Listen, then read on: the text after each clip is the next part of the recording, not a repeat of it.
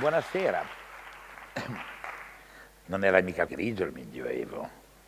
Cioè, noi ci viene sempre raccontato come un periodo assolutamente grigio, pieno di pietre, pieno di sassi. E infatti lo è perché lo abbiamo reinventato così.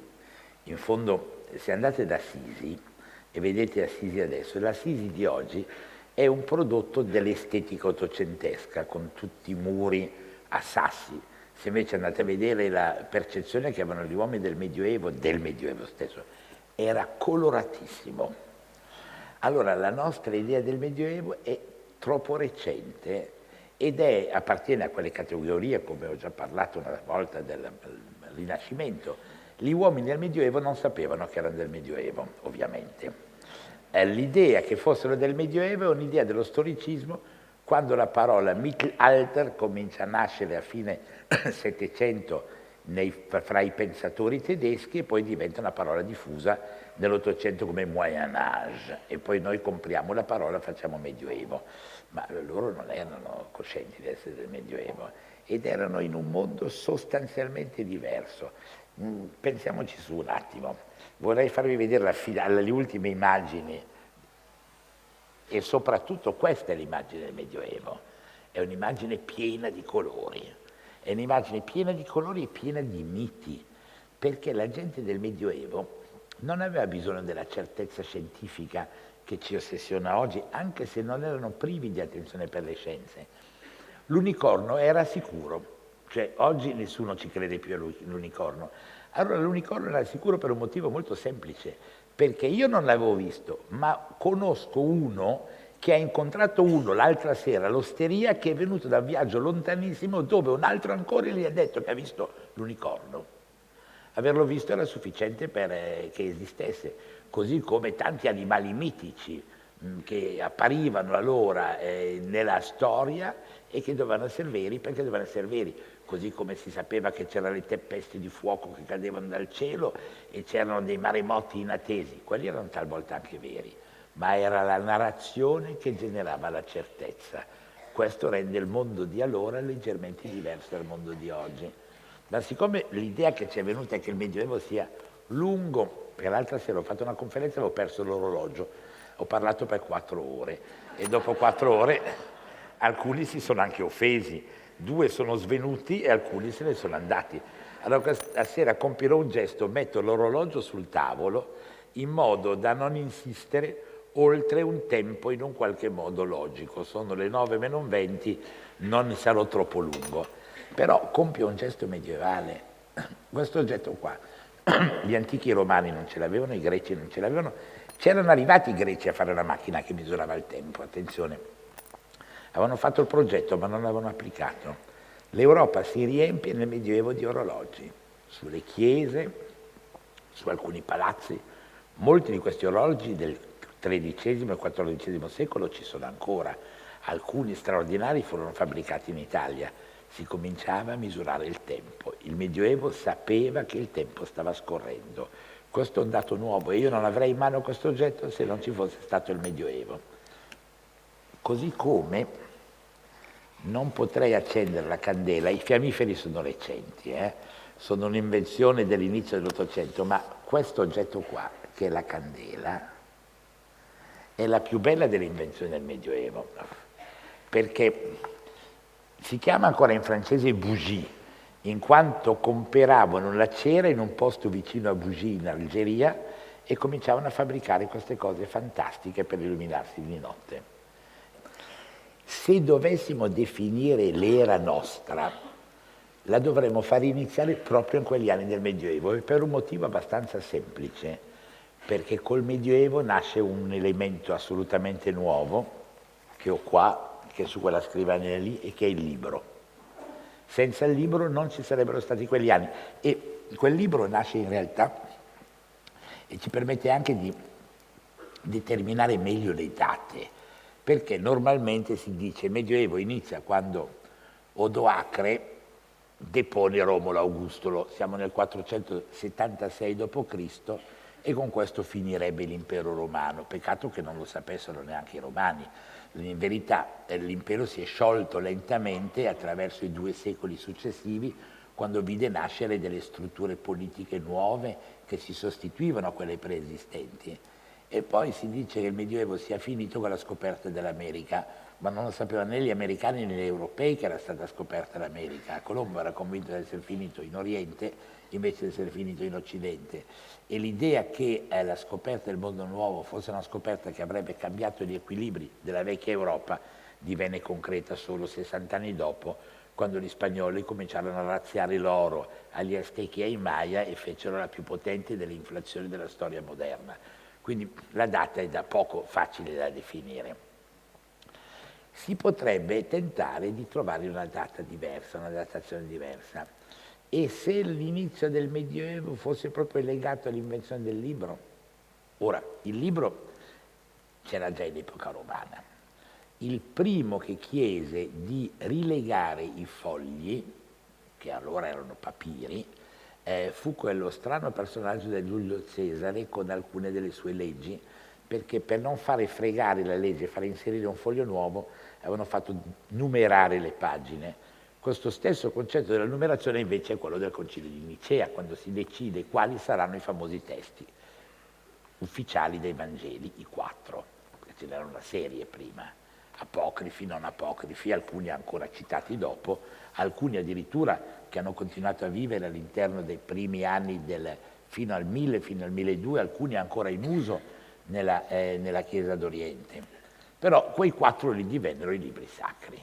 E per essere sicuri anche lì che non ci fosse la possibilità di falsificare i testi, gli si mise un bel pezzo di legno sopra, un bel pezzo di legno sotto, si inchiavardò il tutto e venne fuori il libro. Il Medioevo ha inventato il libro e noi dobbiamo in fondo al Medioevo se siamo oggi la civiltà del libro. Ma ne inventate altre di cose strane, ve le faccio vedere una ad una. Per esempio, ha inventato una cosa fondamentale che è il gin tonic, che bevo alla vostra salute. La tonica è venuta dopo, ma senza il Medioevo non avrei potuto metterci dentro il gin, perché rispetto alla romanità antica, che il vino lo sapeva fare, il Medioevo inventò una cosa formidabile, l'alambicco, eccolo qua. Imparò a distillare e lo imparò dal mondo arabo, che aveva una parola per definire il percorso e quello che ne veniva fuori. Questa parola era elisir, per cui ancora adesso in farmacia si compra l'elisir della lunga vita oppure quello di soluzione Schum per questioni più banali. Agli arabi dobbiamo un'altra parola, tutte quelle parole che iniziano con al-el, escluso Al Capone, sono tendenzialmente di origine araba. L'altra parola che dobbiamo al mondo arabo è la parola alcohol, che è quella che è contenuta nell'elisir. E gli dobbiamo delle altre parole bizzarre, gli dobbiamo la parola per esempio alchimia, da dove abbiamo inventato sia l'alchimia, l'oro, quando con questa roba qua cercavano di far l'oro, sia la parola chimica. Dobbiamo tantissimo, gli dobbiamo una serie di percorsi mentali che hanno mutato la nostra vecchia concezione greco-latina pura perché l'hanno resa leggermente più orientale. Al Medioevo dobbiamo ancora delle altre cose. La più importante, per quello che ho chiesto la botte, è sempre un riferimento ai nostri amici San Colombano che avevano offerto da bere prima. Cioè senza il vino nuovo non sarebbe stata inventata la botte. Cioè, quando loro cominciarono ad impiantare qua le vigne che avevano portato l'ultima conferenza fatta, impiantate con la cultura nuova di un vino a bassa gradazione, perché era quello che riuscivano a fare in Irlanda. È difficile fare il vino dell'Egeo in Irlanda, non viene, manca il sole. Quando portarono questi vini leggeri, gli venne anche necessario, e a San Colombano è lì che nasce, e gli venne anche necessario trovare un modo per conservarli. Non si potevano più conservare nelle vecchie anfore di una volta perché non reggevano. Allora venne in mente che c'era un altro modo di conservarlo, nel legno, e poi dal legno si inventò la bottiglia. Ma nell'inventare questa botte, che si inventò allora a partire dal VII-VIII secolo in avanti, si diede una bella mano ai falegnami, e ai carpentieri, a tal punto che questa forma della botte, se io la taglio in due, diventa che cosa? Diventa la botte della nave. Non avremmo mai inventato la navigazione nuova se prima quelli di San Colombano non ci avessero fatto il vino, che ha fatto la botte, che la botte ha fatto la carpenteria, che la carpenteria ha fatto la carpenteria marittima. L'America è stata scoperta grazie a questa botte. Questo vi permette di ragionare meglio sulla cosa. E così vorrei continuare su alcune altre constatazioni abbastanza significative prima di entrare in un discorso abbastanza più serio. Mi hanno portato qua un ferro di cavallo, questo perché porta fortuna in realtà. Porta sempre fortuna a trovare un ferro, ma purtroppo non è un ferro, e adesso questo è moderno, perché i cavalli hanno un loro sindacato e hanno recentemente chiesto che i ferri fossero fatti in alluminio da cavallo oggi, ma non c'era l'alluminio nel Medioevo, quindi era ferro. Senza il ferro di cavallo, che fu importato da alcune delle invasioni degli Avari intorno al VII secolo, non avremmo imparato a ferrare i cavalli. Dice, e chi se ne frega? No. La cavalleria romana, quella antica, sostanzialmente seguiva le legioni che camminavano a piedi. Avevano 3-4 cavalli per quelli un po' più importanti, per i comandanti, e li venivano cambiati perché un cavallo senza ferri, dopo che ha fatto 60-70 chilometri, ha gli zoccoli usati e quindi non è adatto a fare a compiere grandi distanze. Se non ci fossero stati ferri da cavallo, il buon Carlo Magno non ce l'avrebbe mai fatta a fare regolarmente andata e ritorno fra il centro dell'Europa o Aquisgrana e Roma, quando si fece incoronare, quando tornò per rimettere ordine. Non avrebbe mai potuto mandare i suoi uomini in giro per questa roba disordinata che era il nostro continente dopo il cataclisma delle invasioni. L'impero di Carlo Magno si fonda su questo oggetto qua, sul ferro di cavallo, poi anche su 2 o 3 altre cose oggettivamente, ma senza aver avuto la possibilità di spostarsi non sarebbe mai nato l'impero carolingio. Questo è l'altro elemento che vi pongo.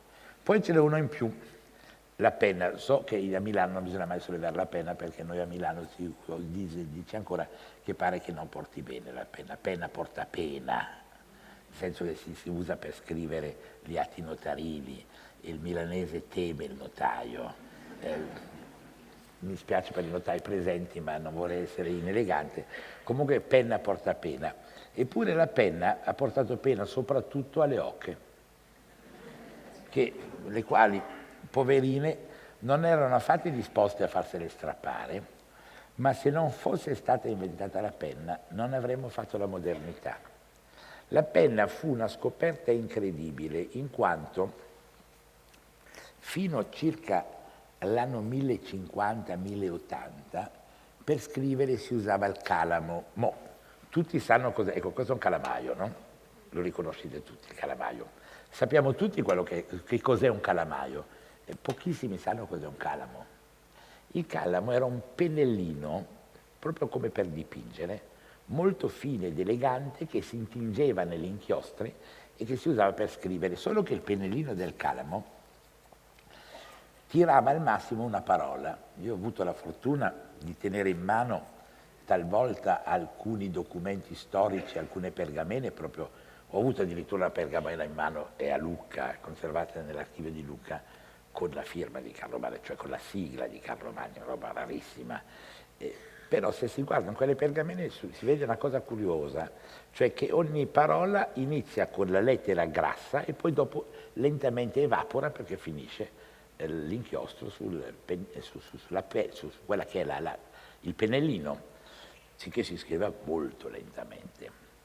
L'invenzione di questo strano e inutile oggetto per noi oggi, ma fondamentale per la storia dell'umanità, ebbe un risultato importantissimo. Si riusciva a scrivere 10 volte più rapidamente di prima.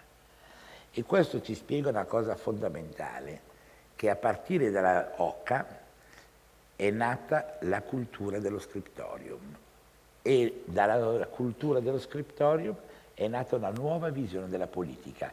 La piccolissima monarchia che stava intorno a Parigi, non stava a Parigi la monarchia, stava a Saint-Denis, che oggi sembra periferia di Parigi, ma che è a 15 km dal centro di Parigi, e stava all'interno del monastero di Saint-Denis.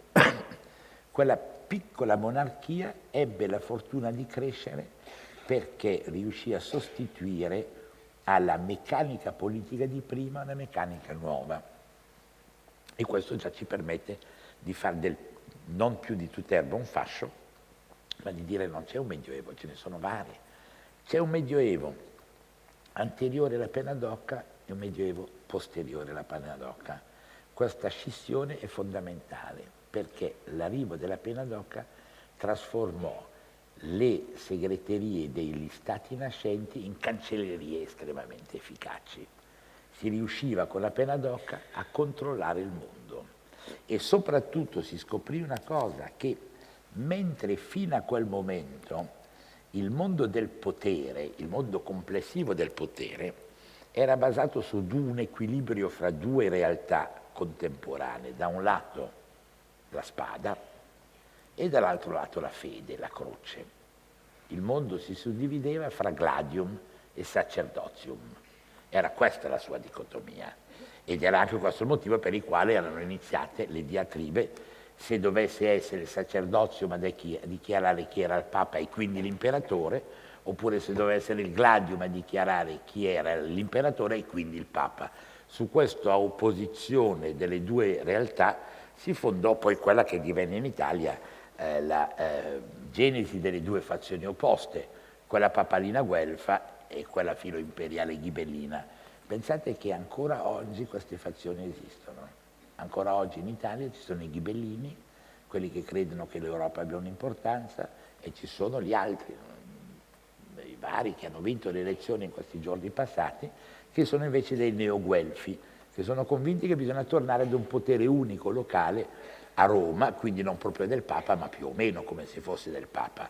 Viviamo ancora oggi una contraddizione medievale. Questo ci spiega quanto quell'epoca è stata fondativa dei nostri comportamenti attuali. Fatto sta che Saint-Denis, con questo famoso abate Suger, che diventa il sostituto, il facente funzione del re di Francia, quando il re di Francia Luigi VI va a fare le sue crociate, l'abate Suger con la cancelleria inventa una parte della modernità. Noi siamo ciò che siamo proprio perché abbiamo la pena d'oca. E quindi, se riassumo, fra ferro di cavallo, pena d'oca e grappa, abbiamo già una visione un po' diversa di questo Medioevo e soprattutto, aggiungendo l'orologio, un riconoscimento per il Medioevo che la percezione abituale non ci permette di avere. E quindi devo ripartire a quando è che lo facciamo iniziare questo Medioevo e quando è che lo facciamo finire, perché la definizione che viene data solitamente, a mio parere, non corrisponde più di tanto. Io opto più per il Concilio di Nicea del 320-23 d.C., quando nasce il libro, oppure potrei optare, ma c'è ancora l'impero funzionante in quel periodo, l'impero andrà avanti fino al codice di Giustiniano a metà del VI secolo. Allora, siccome ci hanno offerto il vino, facciamone un favore a quelli di San Colombano. Questa sera decretiamo che il Medioevo è iniziato quando impiantarono le vigne a Bobbio. Siamo intorno al 615 e riprendo la lettera della quale avevo già parlato in una delle serate che eravamo qua, che è la lettera che manda San Colombano a Gregorio Papa, Gregorio I, nel quale appare per la prima volta la parola Europa, quando dice Domine Sancto et in Cristo Patri, sarebbe il Papa, Romane pulcherrimo ecclesie decori, perfetto decoro della Chiesa di Roma, totius Europe flacentis augustissimo quasi quidam flori. Apparente che appari come il fiore augusto di tutta questa Europa decadente. Pensate che nel 615 avevano già parlato di decadenza d'Europa. Come si fa a dire che sta decadendo oggi? Perché se aveva cominciato a decadere nel 615, quante volte avrebbe dovuto decadere dopo? Esattamente 1000 anni dopo, nel 1615, anzi nel 1618, l'Europa scoppia. Scoppia perché inizia in Germania la lunga guerra dei 30 anni che trasformerà la Germania in una rovina definitiva. I tedeschi vanno giù pesante, abbiamo visto anche di recente, passano da 24 milioni a 4 milioni di abitanti, cioè non rimane quasi nessuno in Germania dopo la guerra dei 30 anni, e si concluderà la guerra di 30 anni con il primo trattato che forma l'Europa moderna, che è il Trattato di Westfalia del 1648. Nel 1648 si formano gli stati definitivi dell'Europa, esclusa l'Italia, che non si era formata allora e non si stia formando adesso, è ancora una questione aperta. Ma nel 1648 la Francia diventa stabilmente la Francia, le isole britanniche nella loro formazione definitiva, l'impero rimane quello che è. Ma è solo una delle date, perché sto fatto che se l'Europa si possa fare o meno è andata avanti e indietro in un modo infinito, costante, cioè appena si faceva si disfaceva di nuovo. L'ultimo che ci provò era l'utente primario del ferro di cavallo sopracitato, cioè Carlo Magno. Carlo Magno ci prova perché quando si scioglie l'amministrazione dell'impero romano, che cosa rimane come tessuto? Spazi vari dove chi la mena più forte in un qualche modo la vince. Si formano questi principati che sono la radice del futuro mondo feudale, dove chi comanda in base alle tribù d'appartenenza. Ci sono i Burgundi da un lato, i Bavari dall'altro verso la Germania, non ci sono neanche ancora i Normanni che arriveranno molto più avanti, ci sono alcuni popoli bretoni, sono arrivati dei Franchi di un tipo, dei Franchi di un altro tipo, dei Germani di un genere e dell'altro, e hanno in un qualche modo rifatto una pelle di leopardo che è tribale, ma che ha un punto che li accomuna in verità. E questo punto che li accomuna è talvolta un modo uguale di parlare in modo disparato la vecchia lingua che è il latino. Ognuno si mette a parlare il latino come può, un po' come preti di una volta, cioè, ma molto peggio ancora. Il latino diventa la radice delle lingue romanze successive e quello è il momento nel quale si comincia a disorganizzare. Carlo Magno ha il grande sogno. Carlo Magno vuole rifare l'impero. E per un certo verso si riesce perché nella notte di Natale dell'Ottocento, quindi con un grandissimo rispetto per la tradizione cristiana, si fa incoronare, si fa proclamare e contemporaneamente incoronare imperatore. Diventa il primo imperatore che riprende la vecchia tradizione dell'Europa, lui torna a fare l'imperatore. Ma questi qua che continuano a fare l'imperatore, più di uno, lo fa anche il Napoleone, gli viene la stessa cosa in mente. Cioè, pensate che in fondo questa cosa avviene, lui muore nell'814 e nel 1814 il Napoleone perde anche lui il potere, perché è l'anno in cui arrivano gli eserciti a Parigi, occupano Parigi e lo mandano in vacanza all'isola d'Elba, dove purtroppo non è rimasto, altrimenti i suoi eredi avrebbero dei bellissimi ristoranti di proprietà. Ma poi torna all'avventura e si fa massacrare definitivamente. Ma è la ripresa ancora una volta di un sogno d'Europa, con una mutazione rispetto a quella di Carlo Magno, ma non nella bontà, perché Carlo Magno, per quanto sia stato fatto santo dalla Chiesa romana apostolica nostra, Carlo Magno un po' di gente li faceva fuori, quando prendeva queste tribù di ariani un po' esterni, gli chiedeva se preferivano farsi tagliare la testa subito o dopo. Dopo era dopo il battesimo. Se si facevano battezzare alcuni li salvavano, anche li tenevano. Quelli che non si facevano battezzare li facevano fuori, ma a migliaia, non è che andassero per il sottile. Quindi inizia con Carlo Magno, si può dire che si conclude quasi per un certo verso con Napoleone, ma il sogno si continuerà, cioè anche l'orribile imbianchino tedesco per un certo momento gli è venuta l'idea di fare l'Europa, per sfortuna non ce l'ha fatta. E se molti di noi sono ancora oggi leggermente anti-europeisti, è perché hanno dei parenti che si ricordano ancora cos'erano le truppe con la doppia S come se fosse un fulmine. Quindi non è così semplice la questione, ma è sostanziale. L'Europa di Carlo Magno sperava di durare. Suo figlio che fa l'imperatore, Lodovico il Pio, ancora ci crede, e però purtroppo Lodovico il Pio ha 3 figli a sua volta e questi 3 figli decidono di dividere l'impero esattamente come si divideva il bottino, cioè non era ancora sorta l'idea che esistesse uno Stato.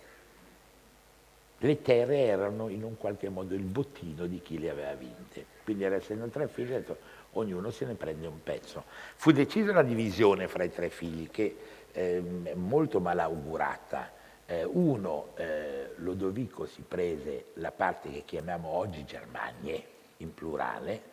Carlo il Calvo si prese quella cosa che poi diventerà la Francia, perché ancora passerà attraverso una suddivisione fra Neustria e Austrasia per un lungo periodo, ma poi dopo lentamente, nel giro di 2 secoli, diventa la Francia, e a Lotario tocca la fetta più importante, quella che comprende Milano. Sapevano già che Milano sarebbe diventata importante, ma in verità comprende una fascia centrale che va dalle foci del Reno su al nord, sta in mezzo, contiene Strasburgo e scende attraverso le montagne per arrivare fin da noi. Questa fascia centrale verrà fatta fuori dagli altri 2 fratelli. 30 anni dopo, nell'849, a Strasburgo si incontrano Carlo e Lodovico e fanno il famoso giuramento di Strasburgo dell'849, nel quale si mettono d'accordo, come spesso succede fra gli eredi, per fare la festa al terzo. Decidono di far fuori Lotario e ce la faranno. Gli portano via il titolo imperiale rimane sospeso, poi passerà alle generazioni successive dei Carolingi e poi degli Ottoniani, ma la fascia centrale muore. Ebbene, questa fascia centrale, morendo, è diventato in qualche modo il concentrato patologico che ha generato gran parte delle guerre europee. È sempre per quella fascia centrale che ci si è battuti.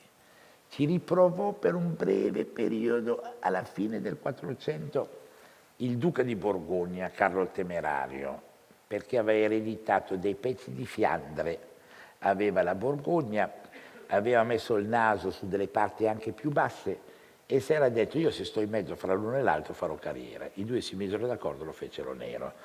Morì nel 1477 a Nancy di notte al freddo e fu mangiato dai cani. Era l'ultimo sogno europeo vero, politico. Dopodiché nacque una nuova ipotesi, che era quella degli Stati. Ci metterà un po' questa ipotesi degli Stati e ci metterà anche perché nel frattempo l'Europa si rompe definitivamente. Si rompe definitivamente in quanto l'Europa di prima era la grande Europa cattolica unita sotto il Papa e sotto un dibattito fra Papa e impero, con un impero che tentava di crescere e con i primi reami che tentavano di frenarlo questo impero. Non per niente il grande momento di rottura si ripeteva costantemente. C'era sempre questo impero che voleva dominare, c'erano sempre delle reazioni contro. Vi ricordate tutti quando si dice andare a Canossa, no? Era l'inverno, c'è un freddo cane, 1077, un po' di tempo fa, quasi 1000 anni fa. Enrico IV tenta di conquistare il peso in Italia e di dominare il papato e viene fermato da 2 donne. Altra cosa curiosa, noi pensiamo a un Medioevo come una sorta di primordialità comportamentale rispetto alla nostra epoca illuminata. Contavano di più le donne allora di oggi. Furono 2 donne a frenare la crescita dell'impero. Matilde di Canossa, la contessa di Canossa da un lato, e Adelaide di Savoia, che a sua volta, avendone sposato aveva accumulato una serie di terre tali che stava per fare l'unità d'Italia, prima ancora dei piemontesi successivi. Loro 2 portarono l'imperatore a Canossa, lo lasciarono al freddo un paio di giorni in ginocchio davanti alla chiesa e lui dovette scusarsi per aver tentato di invadere l'Italia. Canossa era il primo momento di arresto di un'ipotesi d'Europa, ma poi continua, l'impero continua, ci prova sempre e ci prova una seconda volta in un modo drammatico quando fa la guerra al primo Stato che sta crescendo con dei propri muscoli potentissimi, cioè la Francia. La Francia della monarchia capetingia, che era nata intorno al 1000 come monarchia, all'inizio del 200, dopo 2 secoli, assolutamente potente. E il mondo imperiale decide di fargli la festa. Decide di fargli la festa in uno scontro con il re Filippo Augusto, che finirà molto male perché il re Filippo Augusto riesce in quel momento a mettere insieme una serie di realtà politiche che apparentemente sembravano incongrue. Ha la fortuna di tirare come amico ancora il potere britannico, contava poco ma tiravano l'arco alla perfezione, gli inglesi erano bravissimi a tirare l'arco, e riesce soprattutto a farsi proteggere da un signore che era andato a studiare a Parigi. Scopriamo che nasce il terzo elemento del potere. Non c'è solo il sacerdotium e il gladium, esiste nel terzo elemento, questo elemento è lo studium. Un giovanotto di buona famiglia, conte di Segni, nato ad Alagni, che come dicono a Roma, se non ti opporti non mani, che posto un po', però con una cattedrale straordinaria che merita la visita. Questo giovane conte di Segni era andato a studiare a Parigi, era andato a studiare teologia a Parigi, alla fine del XII secolo, torna a Roma e diventa Papa Innocenzo III, quello che poi darà la prima possibilità di sviluppo ai francescani e domenicani quando Onorio III poi sancirà la regola nuova dei 2 ordini. Bene, questo Papa si mette a fianco dei francesi, il Papa più i francesi più gli inglesi, per la prima volta spernacchiano definitivamente alla battaglia di Bouvines il mondo tedesco, 1214. Pensate che 7 secoli dopo, nello stesso luglio del 1914, i tedeschi prenderanno Rivincita e distruggono la cattedrale di Reims. Come la storia è curiosa, La battaglia di Bouvines è del luglio 14, della fine luglio, del 27 luglio, la distruzione della cattedrale di Reims è della fine di luglio del 1914. Come se l'Europa avesse nel suo cuore una sorta di ritorno ciclico della storia, di percorsi che si formano e all'interno dei quali però a noi conta trovare in un qualche modo una prospettiva. Torneremo ancora al 1214, torneremo all'849 del giuramento di Strasburgo, oppure tutte queste realtà che si sono accumulate, Strasburgo da un lato, ancora oggi capitale dell'Europa, hanno un significato. Si può anche sognare di più, perché c'è Bruxelles, in fondo, non mica un posto tanto bello, Quando non piove è perché sta per piovere. Si mangia abbastanza bene, a dire la verità. Fanno delle cose a Bruxelles che io ammiro, cioè, fanno il burro nero con i caperi dentro che esplodono quando sono cotti molto forti e lo si mette sulla razza lessa, quel pescione enorme, buonissimo. Cioè, Bruxelles ha delle cose che sono innegabilmente degne di interesse, ma Bruxelles ha un'altra cosa, che intorno fra Bruxelles e Gand nasce Carlo V. E Carlo V, a metà del Cinquecento, sarà l'ultimo a sognare di fare l'Europa. Sarà l'ultimo a sognare di fare l'Europa e si spaccherà anche lui, perché alla sua morte una parte dell'eredità asburgica del suo ceppo familiare passerà alla Spagna, l'altra passerà all'Austria, si formeranno le 2 case asburgiche concorrenti, spagnoli da un lato, austriaci dall'altro, l'Europa sarà definitivamente da rinviare come sogno a ieri mattina. Allora, in quegli anni c'è un Papa che mi è molto simpatico, che è poco noto, che si chiama Adrian van Utrecht. Era un fiammingo, ovviamente, come dice il suo nome, rimase sul Sole di Pietro per un breve periodo, perché l'avevano comprato un po' vecchietto per evitare che durasse troppo a lungo, rimase sul Sole del 1522 al 23 ed era l'uomo che aveva formato da giovane Carlo V, era il suo precettore. Carlo V poteva sognare di avere a Roma un rappresentante di quell'Europa che lui voleva mettere in piedi. Purtroppo morì. Fu anche il buon Papa Adriano VI l'ultimo a tentare una mediazione con quel monaco tedesco lì che stava sul freddo tremendo dalle parti di Isenheim, in Turingia, Martino Lutero, perché in verità la vera rottura recente d'Europa, ed è quella che chiude il Medioevo, qui arrivo, tutta questa prolusione serviva solo per mettere una data di chiusura al Medioevo, che non fosse la scoperta dell'America che non aveva notato nessuno. In verità l'Europa si rompe definitivamente in una data che avremmo dovuto in un qualche modo ricordare, perché era successo 500 anni fa, l'ultimo novembre, quando nell'autunno del 1517 va, lo narra la geografia, non siamo sicuri che sia proprio successo così, va sulla chiesa di Isenheim e con il martello appiccica le 95 proposte della liberazione contro il mondo papalino, quando manda al diavolo l'altra parte d'Europa.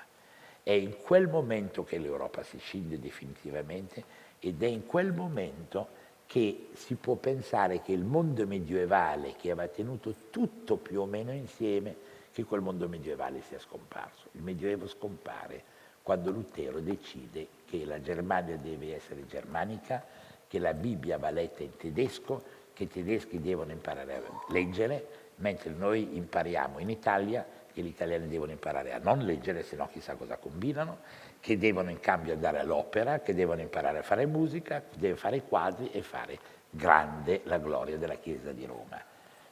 Quella è la rottura effettiva. E con quella rottura si può anche pensare che il Medioevo sia finito. Così avremo una ipotesi di pensiero un po' più ordinato, e cioè il Medioevo potrebbe iniziare oggettivamente con il Concilio di Nicea e potrebbe finire, se vogliamo, probabilmente in quel 1517 di Lutero, almeno che non lo si voglia protrarre più avanti fino appunto a Westfalia.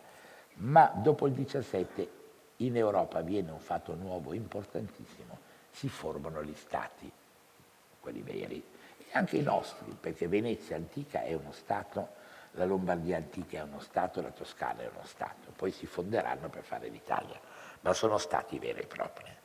E allora, preso questo percorso, dobbiamo cominciare a pensare cosa è successo in questo periodo così lungo. Pensate a un periodo storico che a questo punto abbiamo posto dal punto finale 1517 e punto iniziale 323. Quindi non più un periodo breve, un periodo lunghissimo, un periodo di 1200 anni. Noi di quei 1200 anni abbiamo una percezione minima.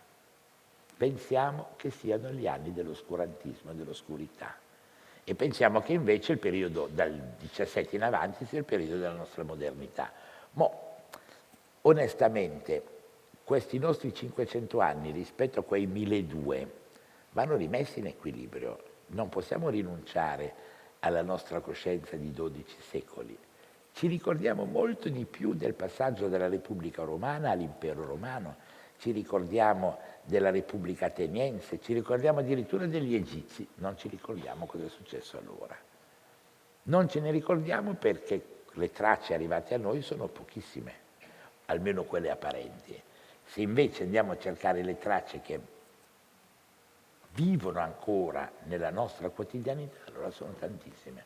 Allora torno alla candela, torno al gin, torno all'orologio, torno al ferro di cavallo, torno alla distillazione, torno alla nascita della chimica, torno a un momento tra l'altro straordinario, quando il mondo arabo non era ancora quello che oggi nel suo disordine per noi è difficile percepire, perché il mondo arabo conteneva allora una parte evolutissima della storia dell'umanità. Quante cose abbiamo imparato da loro. Di tutte queste cose, alcune sono arrivate fra di noi e hanno cambiato la nostra mentalità. Pensate solo cosa è successo quando Fibonacci se ne andò ad Algeri. Eravamo all'inizio del 200, più o meno negli stessi anni nei quali San Francesco da un lato e San Domenico dall'altro operavano una rivoluzione radicale della società. Cosa fa Fibonacci? Va lì e arriva come rappresentante di una delle città commerciali più importanti d'Italia, che allora era Pisa. A Pisa si facevano i commerci e i commerci si facevano avendo molto meglio di oggi una contabilità molto attenta, perché la contabilità doveva controllare non solo il momento stesso, ma anche le prospettive, le navi che partivano, il rischio dei naufragi, gli interessi da pagare, in molti casi, gli anticipi, il rapporto col denaro.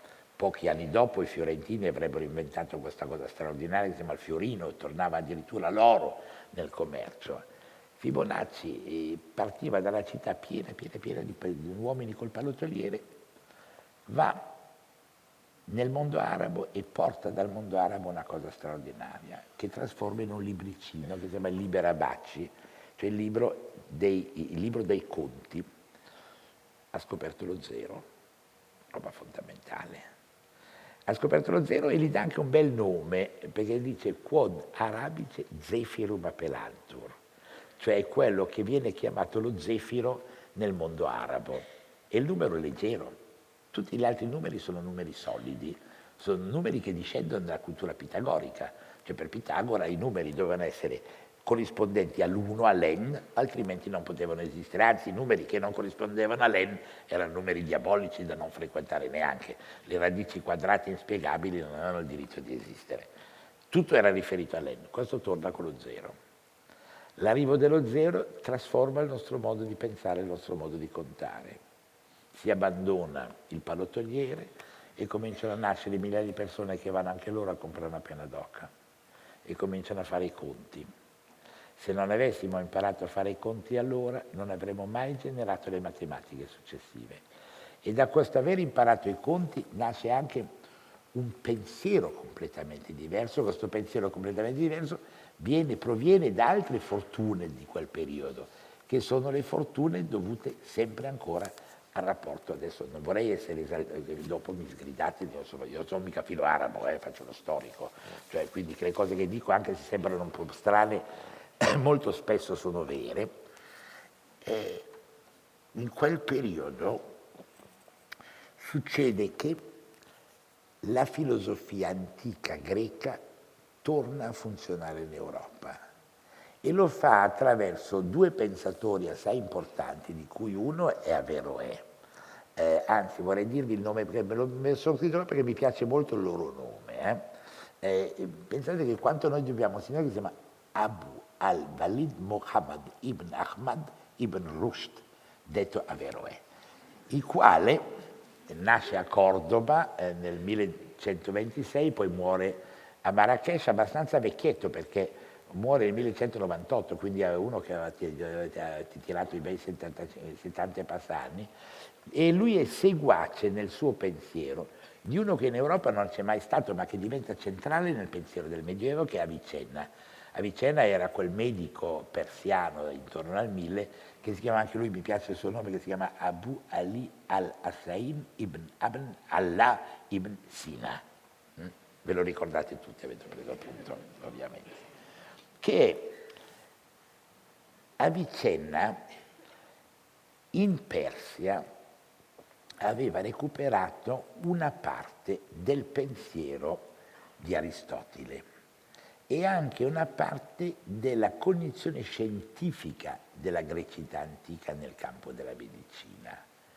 In quel periodo il mondo, ne abbiamo già parlato forse una sera, il mondo arabo non era ancora repressivo come quello di oggi e la Persia aveva un grande visir che si chiamava Al-Khayyam, e Al-Khayyam aveva scritto dei libri, dei testi, faceva anche lui il matematico e anche lui il medico, però aveva scritto dei testi di poesia straordinari nei quali esaltava sia il sesso libero, che senza doversi vergognare, d'altro canto sono gli stessi anni nei quali è stata scritta La Mille e una Notte, cioè La Mille e una Notte non è proprio un libro punitivo, non è da oratorio bergamasco, è leggermente più libertario, e lui scrive quello, ma soprattutto fonda la prima ipotesi di università. La prima università del nostro mondo è araba. Questo percorso dell'università araba, fondata intorno al 1000, poi si va a ripetere in due luoghi italiani, sia a Salerno che a Bologna. Sia a Salerno che a Bologna si formano questi gruppi dove si va a studiare insieme, che è la Universitas. E l'universitas è la vera grande invenzione del Medioevo. Senza l'universitas non avremmo avuto tutta l'evoluzione successiva.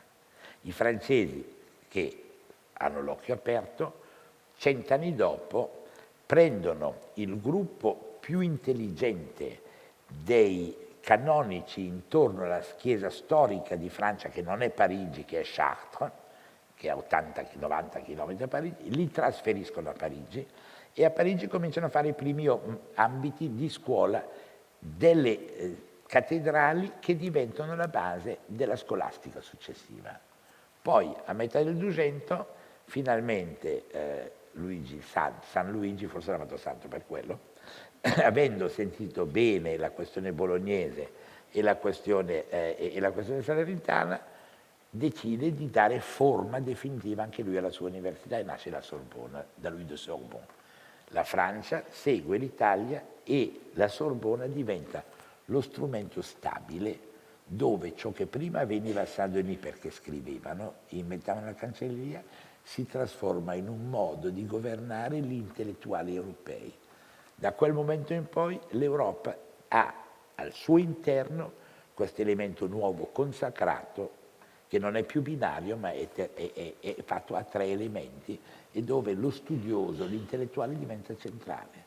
Cioè se uno pensa al Medioevo solo un po' nella versione fantastica del film dove ci sono questi fratacchioni studiosi, però si dimentica che il vero Medioevo avveniva nelle città e che nelle città avveniva la discussione, nelle città avveniva la formazione e intorno alle città nacquero i grandi intellettuali di quell'epoca, straordinari questi qua, e sono personaggi di cui abbiamo oggi in gran parte dimenticato la cultura, il mondo, l'appartenenza. Cioè, io penso per esempio a questo personaggio straordinario che cambia già la storia del mondo e siamo nel XII secolo, si chiama Testa Grossa, Robert Grosseteste, perché è di derivazione ancora normanna, quindi portano ancora nomi francesi d'Inghilterra, e che diventa il vescovo di Lincoln. Lui comincia a riprendere tutte le cose antiche quando noi pensiamo e scrive dei testi, che devo leggere i titoli perché è molto interessante. Scrive un testo fondamentale che si chiama De Sfera, a proposito della sfera, quindi della geometria. Ne scrive un altro sulle maree, che si chiama De Accessione e Trecessione Maris. Ne scrive una sulla percezione delle scienze naturali, che è il De Lineis Angulis et Figuris. E poi ne scrive uno che è il più interessante di tutti perché è il primo tentativo di capire che cos'è la luce. Scrive il testo de Iride, cioè si stavano già interessando loro ad abolire la concezione greca antica della luce e inventare una concezione della luce che era già vicina a quello che avremmo capito noi, cioè che la luce era una cosa particolare, che questa cosa particolare era fatta da un raggio, che questo raggio si poteva scomporre, che questa scomposizione avveniva nei colori dell'iride. Pensate voi, noi che immaginiamo che i medievali fossero un po' arretrati. La stessa cultura scientifica la riprende più o meno negli stessi anni, la riprende uno di cui avete sentito parlare, poveretto, perché è finito molto male, che è Abelardo, quello di Eloisa, che gli tagliarono i suoi propri gioielli perché aveva generato con la suora, però la amava molto Eloisa, quindi è anche comprensibile. Aleardo, anche lui lo fa, ma lo fa da professore della Sorbona, cioè lo fa già non della proto-Sorbona, lo fa da dotto da intellettuali di allora e lo fa combinando tutto il sapere di allora, questione che riusciremo a capire meglio nella parte finale di questo racconto che vi sto facendo. Si occupa di tutto, si occupa di capire questi meccanismi e avrà a sua volta un curioso emulo che è tedesco, che si chiama Thierry von Freiberg, però da buon crucco anche lui va poi a insegnare alla Sorbona. E questo qua è dominicano, scrive un testo che si chiama De Luce et Eius Origine, per capire come si forma la luce. Scrive un altro testo De Coloribus, perché riprende il fenomeno dell'arcobaleno, De Iride Radialibus Impressionibus, ed Elementis Corporum Naturalium, cioè la Sorbona e la scolastica cominciava ad interessarsi seriamente alla scienza e si formava una curiosa frattura, che era quella dell'unicorno. Per cui c'era una parte del popolo che credeva all'uomo che aveva visto l'uomo, che aveva visto l'orso, e il popolo doveva rimanere lì, non rompere troppo le scatole, era bello che se l'immaginasse così il mondo, perché gli dava delle fiducie infinite. Mentre dall'altro lato il mondo della scolastica si affrontava con un'intelligenza e con un acume assolutamente inaspettato il mondo fantastico della scienza, stava tentando di capire. Tutte le evoluzioni successive e tutta la visione del mondo comincia a cambiare in quegli anni, si cominciano ad avere le prime carte geografiche, si comincia a discutere sul fatto che la Terra non sia affatto piatta, si riscopre la vecchia cultura greca che aveva già calcolato che la Terra era circolare, che la Terra era una sfera e che le avevano addirittura già misurato, sbagliando del 12-13% la dimensione del diametro della Terra. Quindi era un mondo molto più scientifico di quello che noi crediamo fosse stato, e questo avveniva all'interno di un modo di formazione che era straordinario, che era quello dell'università. L'università aveva applicato in un modo particolarmente intrigante il vecchio sistema che noi chiamiamo oggi scolastica. Si era messa a giocare con questa macchina greca antica che è il sillogismo. Ricordate, uno è questo, l'altro è quello, quindi l'altro è questo. Cioè, il Daverio è milanese, i milanesi sono dei tardoni, quindi il Daverio è un tardone. Sillogismo base, no?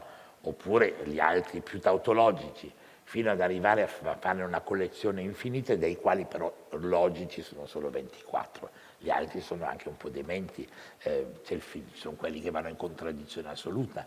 Ma questo gioco della mente, questo gioco del sillogismo diventa un luogo di esercitazione della mente che porta alla ricerca scientifica e si forma il sistema di educazione che tuttora in un qualche modo ha un suo senso di esistere, che è quello delle famose arti del trivio e del quadrivio, cosa che penso molti ne hanno sentito parlare, forse pochi si ricordano esattamente di che cosa si tratti, però era il luogo di formazione per eccellenza, cioè fatto da quelle cose che si chiamavano le artes sermonicales, cioè quelle del parlare, quelle che dovremmo anche talvolta trasmettere alcuni dei nostri augusti rappresentanti nelle Camere, perché non hanno fatto, molti di loro non hanno fatto la scolastica, pochissimi sono stati alla Sorbona e delle arti sermonicali non sa nulla, come si dice in Toscana.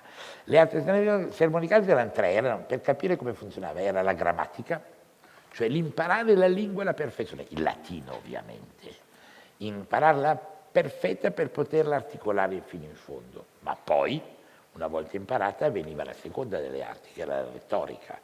Ciò che hai imparato deve essere esprimibile. Con l'invenzione della retorica, ovviamente, si apriva il mondo del dibattito, quello dei grandi insegnamenti, quello anche delle grandi lezioni, quello che faceva San Tommaso con la Confutatio, che uno esprimeva una roba e l'altro lo doveva contraddire, cioè esercizi mentali che alcuni carognescamente consideravano leggermente delle pippe, ma che nella verità delle cose erano un allenamento cerebrale di raffinatissima articolazione e con conseguenze altrettanto importanti, perché era l'unico modo per evitare la guerra costante. Prima di fare la guerra si discuteva, era molto più importante l'interpretazione dei testi di quanto non fosse solo la forza militare. Una volta uno che aveva imparato la retorica era pronto per la chiave finale, che era il dibattito e la dialettica. Allora le tre arti, grammatica, retorica e dialettica, formarono una parte della cultura d'Occidente. E chi aveva superato quelle tre lì, poi entrava nelle arti del quadrivio, che non erano più sermonicali, ma erano vere. La roba, adesso che tu hai la testa formata, ti puoi mettere a studiare. E lì si capisce che il Medioevo era scientifico, perché le quattro arti del quadrivio erano serissime, erano l'aritmetica, tutto quello che si sapeva dal Fibonacci in avanti, il far di conto, ma non far di conto come lo fa una persona analfabeta, la capacità di comprendere tutto il sistema aritmetico compresi i primi passi di ciò che porterà lentamente ad usare l'altra parola araba che è l'algebra. Dopo l'aritmetica, il passo successivo che era la geometria, cioè mettere i numeri in modo da poterli utilizzare. Ma una volta che ho inventato la geometria, e lì cosa ne faccio della geometria? Certo lo uso per i campi, ma la parte interessante della geometria è che era la chiave d'accesso all'astronomia. Il Medioevo comincia a conoscere gli astri, prende ancora una volta lezioni dall'Oriente, recupera gran parte della conoscenza preesistente, quella famosa dei Re Magi che avevano visto la cometa, quindi erano venuti dall'Oriente per vedere l'Occidente, perché avevano fatto una loro percezione, avevano una loro concezione del cosmo, ma l'astronomia diventa sostanziale e senza l'astronomia non sarebbe mai nata la navigazione moderna. Le arti teoriche diventavano reali perché servivano a cambiare la vita quotidiana. E una volta imparate queste tre arti fondamentali, l'aritmetica, la geometria e l'astronomia, veniva l'estetica pura, nasceva l'arte conseguente. E che cosa poteva essere l'arte conseguente? Ovviamente l'arte suprema del Medioevo, la musica. Noi siamo musicali perché c'è stato il Medioevo e questo è il motivo per il quale vi abbiamo accolto questa sera con questa musica bizzarra che è musica medievale della metà del 400 ed è il motivo che mi consente anche di bere un goccio alla vostra salute, se no perdo la saliva.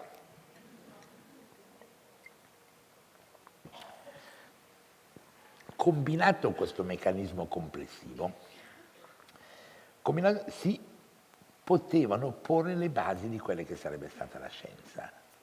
Tutto il fare successivo fino alla grande crisi della Chiesa nei confronti di Galileo, che avviene perché la Controriforma vuole stabilire di nuovo un controllo sul pensiero, bene, tutto quel mondo non sarebbe mai sorto se noi non avessimo avuto le grandi università del Medioevo. E queste grandi università erano formidabili perché erano luoghi nei quali uno passava da un posto all'altro, cioè si correva di qua e di là. Erano tra l'altro questi signori, erano questi chierici, alcuni molto, molto raffinati mentalmente. C'era il Duns Scoto, grande francescano inglese, che insegnava a Parigi e che era chiamato Doctor Subtilis. Non parlo del dottor Sottile, quello che avevamo come nelle politiche del Partito Socialista, che è un altro, simpatico, ma non era lui. C'era il maggiore di tutti, che era il Doctor Angelicus. Il Doctor Angelicus era San Tommaso d'Aquino, quello che camminava di giorno e scriveva di notte, andava a piedi dall'Italia a Parigi, da Parigi a Cologna, da Cologna verso l'Italia, e di notte mentre si fermava a scrivere la Summa Teologica perché rifaceva le lezioni il mattino dopo.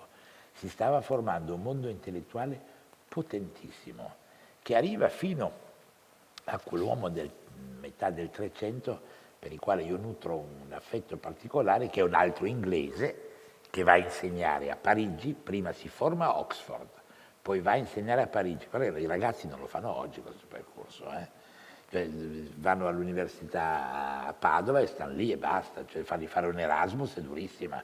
E quelli, a metà del 300 studia a Oxford, va a insegnare a Parigi, diventa nemico, amico dell'imperatore in Germania e compie questa dichiarazione che è quella che porta al parossismo il peso dell'intellettuale. Non ce l'avrà mai più l'intellettuale, il peso che aveva nel Medioevo, quando rivolgendosi in una diatriba con l'imperatore in Germania gli dice: ricordati una cosa, tu defendas me gladio, cioè tu usi lo spadone per difendermi, ego defendam te calamo, io sono in grado di difenderti con il calamaio, cioè con il calamo, con la scrittura.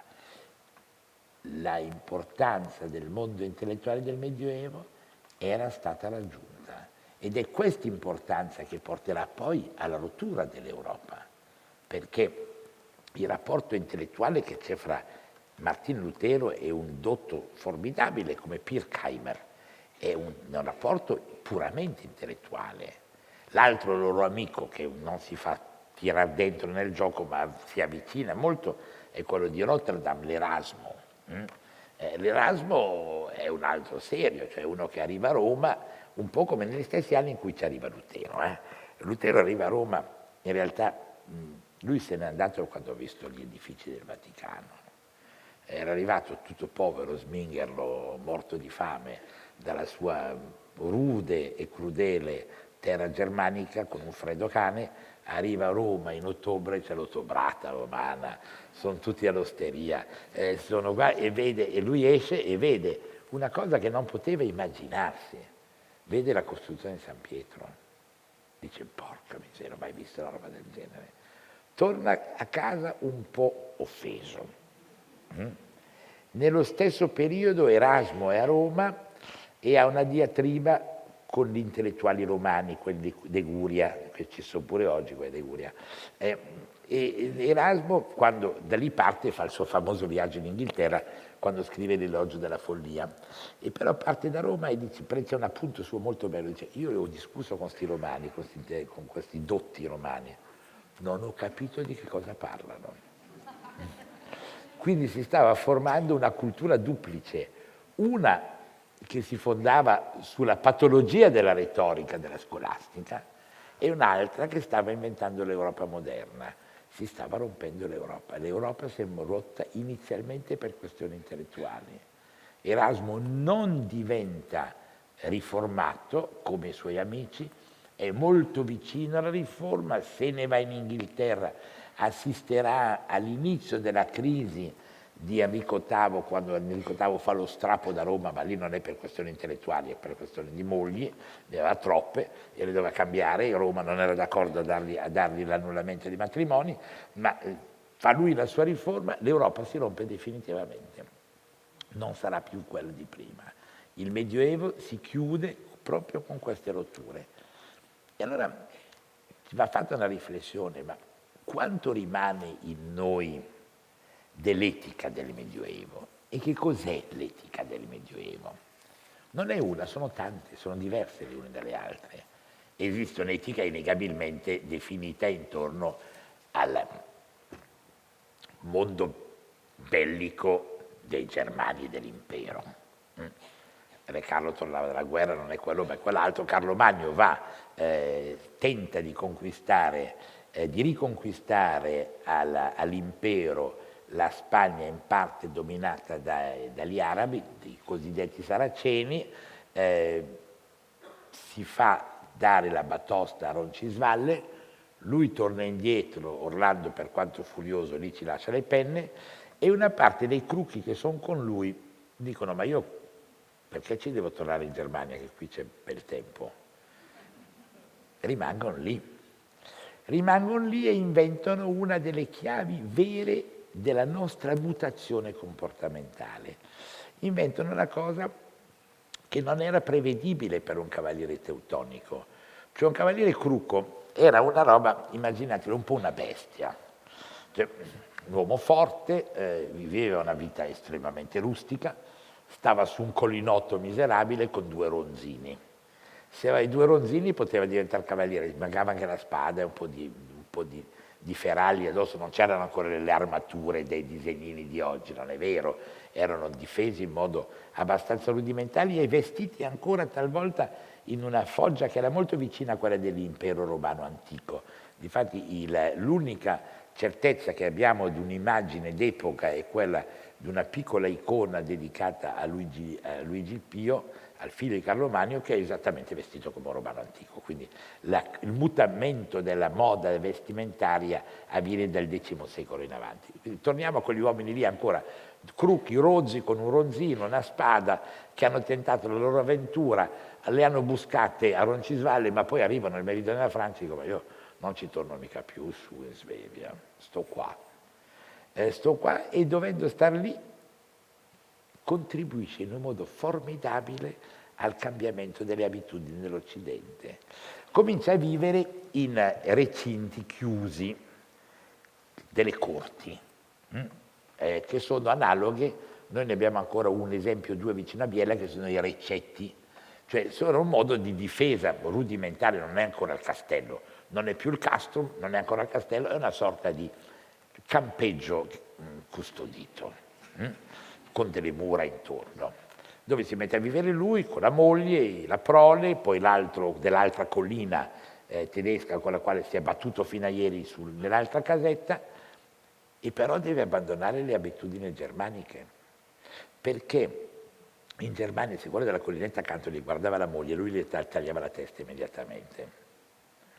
Invece lì non è più così, bisogna trovare un meccanismo di convivenza e nasce quella che si chiama la cultura cortese.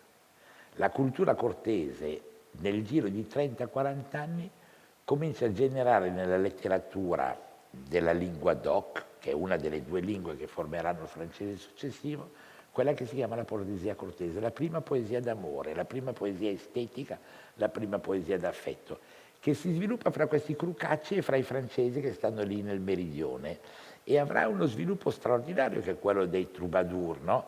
Che cominceranno a spargere un po' per tutta Europa, torneranno anche a trovare i trouvères che stanno in Germania, e a quelli lì dicono: guarda, non devi più essere cattivo come prima, canta l'amore, non cantare solo la guerra. Canta l'amore, non cantare solo la guerra. Hanno un discendente, e un discendente di loro ha una figlia molto carina, e questa figlia molto carina incontra nei mercati meridionali francesi un aretino. Pensate cosa può succedere nella vita.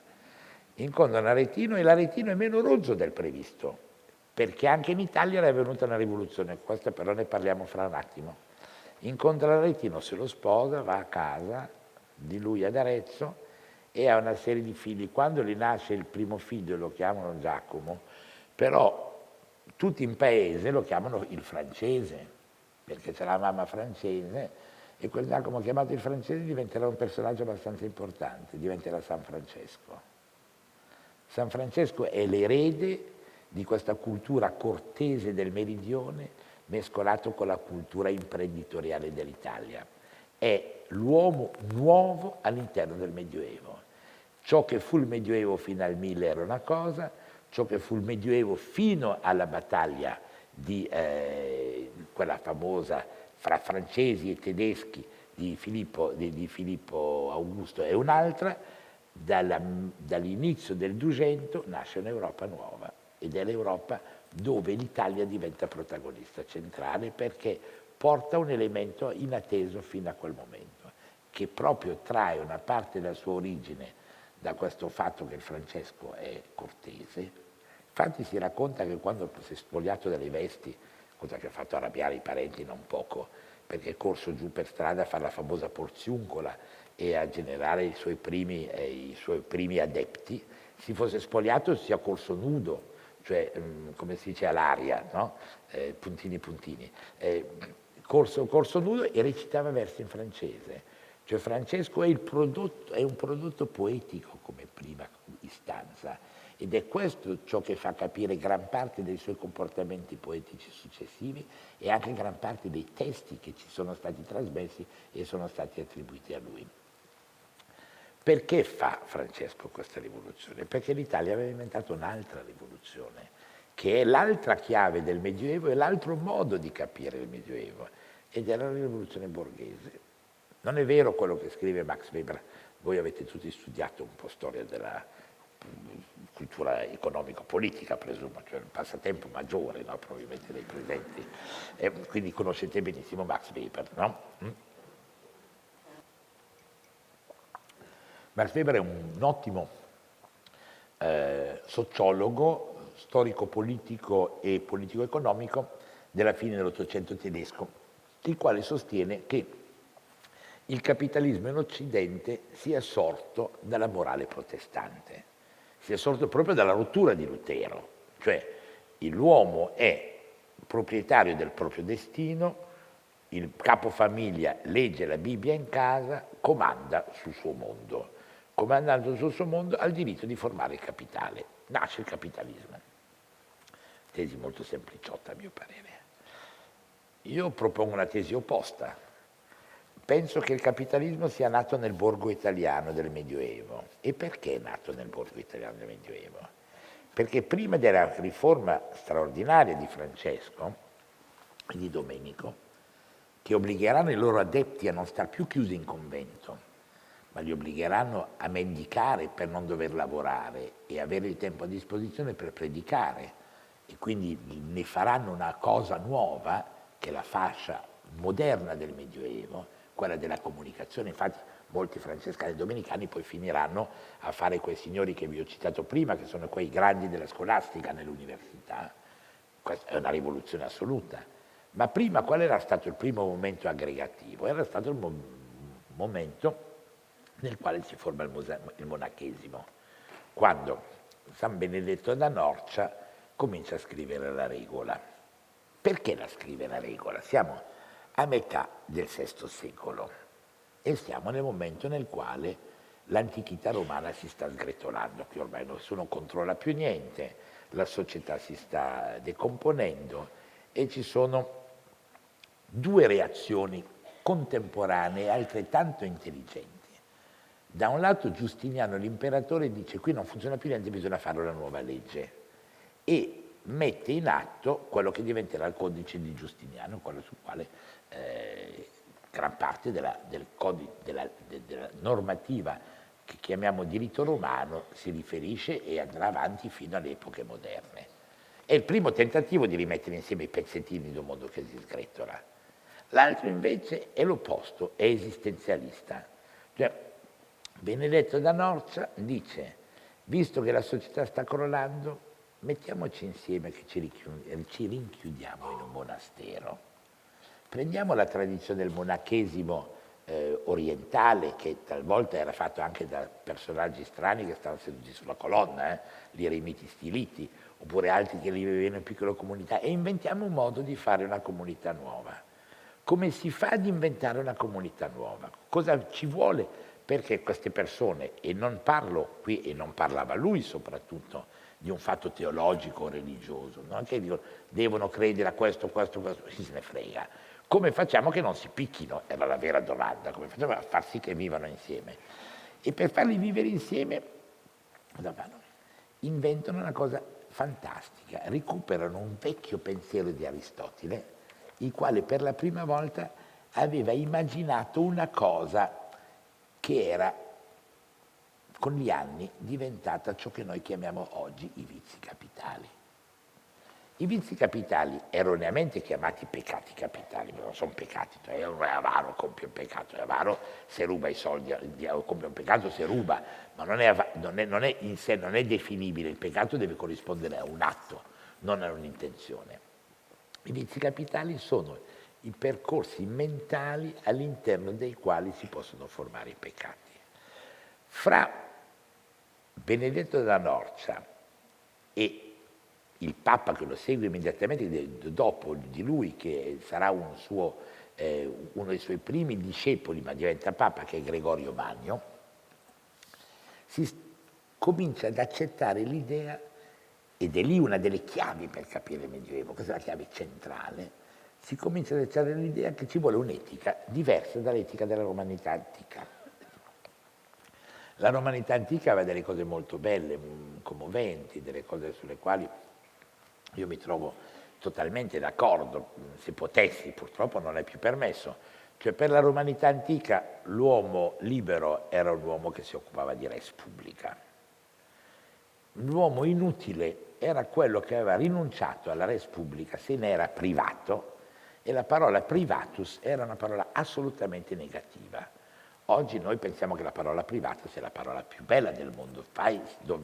Voglio salvare il mio privato, disse l'impiegato al suo capo ufficio, dicendo voglio andare a casa con i bambini. Il privatus per un umano antico era l'opposto dell'etica del cives vero e proprio, mentre la res publica era fondamentale. Così come era abbastanza importante per portare avanti correttamente il concetto di res publica la condizione migliore, quella che Orazio esalta, l'otium. Lasciatemi oziare che quando ozio posso pensare ai fatti pubblici. Questo l'hanno capito troppo i parlamentari italiani di oggi, ma in una chiave interpretativa talvolta sbagliata. Quindi se avete un amico che sta a Montecitorio non ditegli questa cosa, perché non vorrei legittimare la sua accidia.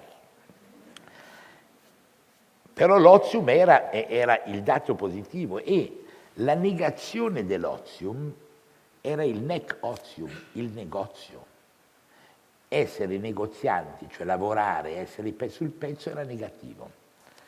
Noi diventiamo moderni nel Medioevo, quando al valore di res publica e basta cominciamo ad attribuire un valore fondamentale dell'individuo, che è il privato, e questo ci viene dalla cultura cristiana che è di derivazione giudaica, dove l'uomo diventa centrale, e il Nazareno la dice grossissima e fantastica, perché dice una cosa strepitosa: ama l'altro come te stesso. Quindi il Nazareno dice: ricorda che devi amare te stesso, che è la cosa che cambia il rapporto fra l'uomo e la società. E l'altro elemento altrettanto importante è che per noi il commercio e il fare diventa fondativo e fondamentale. I valori che loro applicano alla vita monastica, cioè quella dei vizi capitali, non essere superbo, non essere goloso, non essere avaro, diventano valori della nuova vita monastica. I veri propagandisti della vita monastica sono loro, cioè del concetto aristotelico sono loro. E dalla vita monastica nasce in parallelo immediatamente la vita del borgo. Il borgo italiano, che è la radice dalla quale evolverà tutto il Medioevo della ricchezza vera e propria, è il borgo nel quale, in fondo, essere superbi è intollerabile. Per un cavaliere tedesco essere superbo era fantastico, cioè uno che non fa il cavaliere non è superbo, non deve fare il cavaliere. L'ira per un soldato cruco era un cavaliere non iracondo, era come una macchina senza carburatore, cioè non carburava bene. Il cavaliere doveva avere quelle caratteristiche lì. Il borghese, no? L'abitante del borgo che si dava al lavoro, se era iracondo, era un fermo per il suo mondo.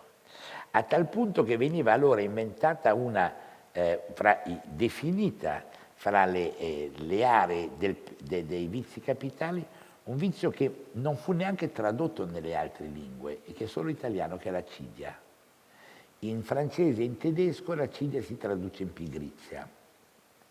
La pigrizia non era un vizio capitale, cioè se uno aveva lavorato molto e si grattava la pera tranquillamente aspettando la cena della sera e non lavava i piatti dopo, non era grave.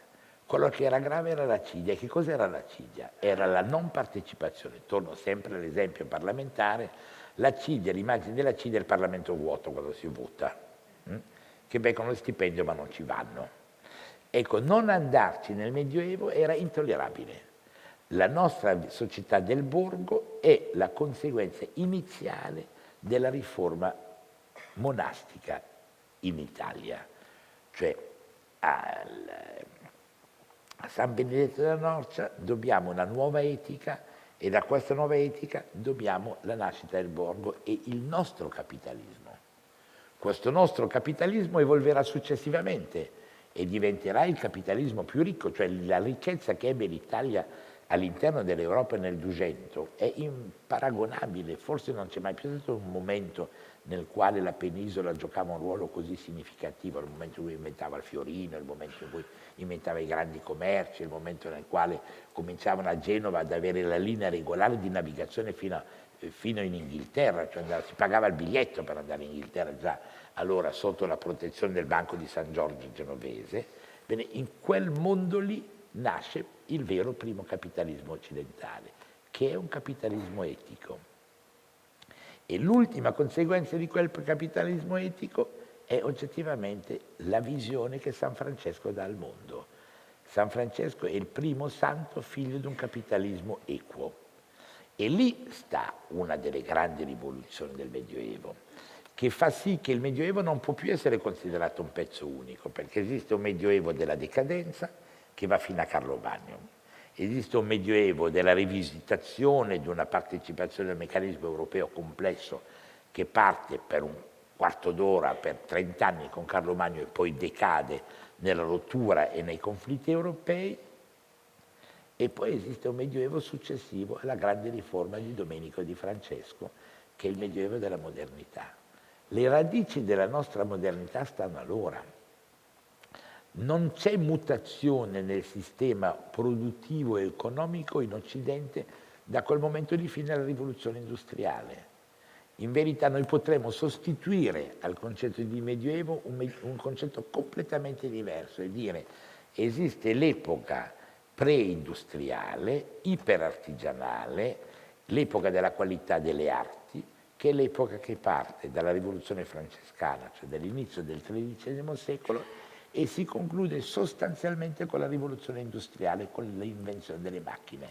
Da allora fino alla macchina l'Europa ha un'evoluzione senza rottura, senza soluzione di continuità, è la stessa meccanica che ci porta avanti attraverso gli anni. L'unico dato nuovo è che in quel lungo periodo in realtà l'Europa antica scompare, l'ultimo tentativo di farlo è quello di Carlo V e nasce l'Europa degli Stati. Con l'Europa degli Stati il Medioevo si chiude e allora diventa ancora più difficile definire dov'è il Medioevo, dove sta il Medioevo, inizia un periodo, finisce nell'altro, non lo sappiamo. L'unica cosa che sappiamo è che siamo molto debitori, che gran parte della nostra passione dei colori viene da allora, che gran parte delle nostre abitudini vengono da allora, che gli arazzi formidabili fatti allora ce li abbiamo ancora davanti a noi e soprattutto che se fossimo stati un uomo di allora avremmo avuto una percezione che mutava nel periodo. Fino a intorno al 1000 si era convinti che fra un anno sarebbe arrivata la fine del mondo. La Gerusalemme celeste era lì a un passo, si poteva toccare. Poi purtroppo è arrivato il 1000 e non è finito il mondo. C'erano tutti lì che aspettavano finisse il mondo perché c'erano i numeri e invece non finì il mondo. Andò avanti il mondo, arrivarono evoluzioni successive, ma ancora si pensava che la Gerusalemme celeste sarebbe stata lì vicina. Poi nasce il capitalismo di cui noi siamo fra gli inventori principali e con quello si decide che il mondo non deve finire, si decide che inizia una nuova epoca. Il grande rinascimento ha proprio luogo all'inizio del 200, cancellando totalmente la nostra idea di Medioevo. Sono gli anni nei quali si comincia a riscoprire il passato, sono gli anni nei quali alcuni di questi frati cominciano in biblioteca a girare a destra e a sinistra, li ritrovano nei testi antichi, sono gli anni nei quali si prepara già la rivoluzione dei primi anni del 400, quando i discendenti di quel mondo non più monastico ma diventato conventuale, quindi non più il mondo del film del Nome della Rosa, ma il mondo nuovo di Francesco e di Domenico, comincia a girare con i libri, comincia a ritrovare i testi di Cicerone, si impegna a ritrovare un latino decente, non quello che parlano i pretacchioni normali, ma quello che vogliono parlare loro, che è molto più colto. Sono gli anni in cui inizia il nostro rinascimento. La nostra identità vera inizia al suo cuore, la sua nascita, all'interno del Medioevo, grappa compresa. Salute e buona serata.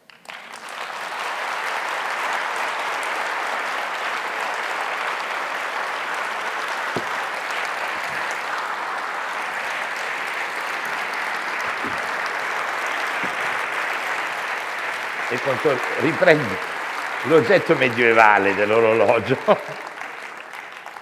Ho quasi finito il mio gin tonic medievale, guardo con rispetto l'apparato della distillazione, ma vi rendete conto cosa sarebbero i veneti se non avessimo aperto il dialogo con gli arabi e se non ci fosse la grappa?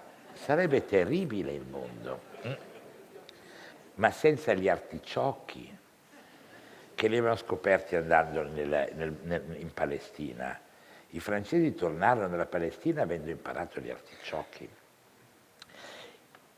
Giorgio d'Antiochia, che era il capo militare della flotta dei Normanni in Sicilia alla fine dell'XI secolo, importò le prime architetture gotiche. Il primo edificio gotico del mondo è il ponte dell'Ammiraglio giù a Palermo. I palermitani sono un po' disordinati oggi, ma loro erano all'avanguardia. Cioè questo mondo medievale era un mondo dove gli incroci erano perenni.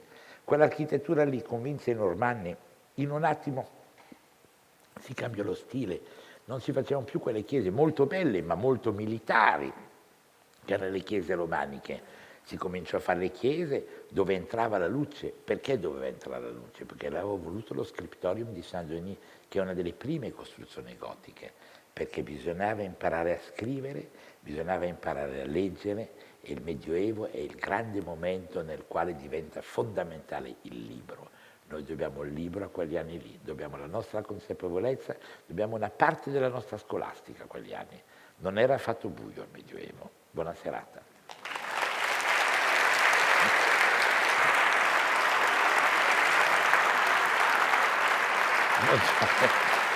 Io ringrazio voi perché il pubblico è molto simpatico, è molto simpatico. Abbiamo fatto queste 4 lezioni sull'Europa. A me piacerebbe che lo sapessero anche quelli che sono anti-europei. Cioè, io non sono un europeista convinto perché sono pronto a difendere, l'ho detto la prima sera, il formaggio di Fossa. E l'idea che l'Europa ci voglia obbligare ad abbandonare il formaggio di Fossa, il lardo di Colonnata. I tedeschi non vogliono perché vogliono venderci Würstel e lo Speck, che lo fanno nella plastica, e non voglio che noi si faccia l'ardo di Colonnata. È terribile questa faccenda. I francesi resistono e continuano a fare il formaggio di latte crudo, cosa che loro non vorrebbero. Quindi i francesi sono in grado di difendere i nostri diritti. Abbiamo dei diritti da difendere, abbiamo delle storie da difendere, però l'Europa è una grande cosa. Parlavano tutti il latino allora. Se siete d'accordo lanciamo un appello, che torni il latino obbligatorio nella prima elementare. Sarebbe molto più elegante di quel cattivo inglese che i ragazzi non imparano e che purtroppo gli insegnanti non sanno. Se pensate che adesso alcune università, per darci un tono, fanno le lezioni in inglese, sono imbarazzanti perché neanche gli insegnanti lo sanno. Allora non sarebbe molto più bello lanciare un progetto assolutamente neomedievale, potrebbe partire dal Carca, no? E dire: noi vorremmo che il latino diventasse la lingua ufficiale dell'Europa.